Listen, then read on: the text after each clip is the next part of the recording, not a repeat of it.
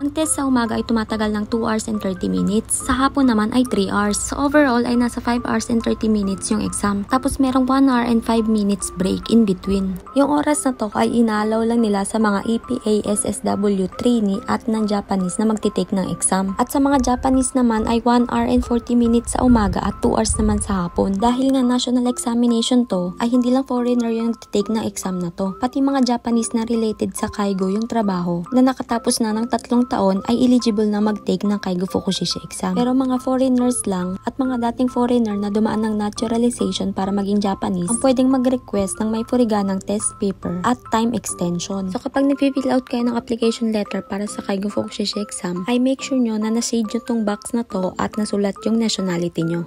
Exam tip, maximize your time. During exam application, kapag nag-request ka ng test paper na may furigana, ay kasama na din doon yung time extension. Ubusin nyo yung oras hanggang sa matapos, huwag kayong magmamadaling lumabas. During nung exam, natapos ko siya nang may 1 oras pang natitira. Ang ginawa ng iba ay pinasa yung papel nila at lumabas agad sila. Nag-a-announce kasi yung proctor doon na kapag natapos mo na yung exam, pwede mo nang ipasa agad at pwede ka nang lumabas ng room. Actually, pwede nyo namang gawin yon kung napibigatan na kayo sa pressure at gusto nyo na lang matapos yung exam.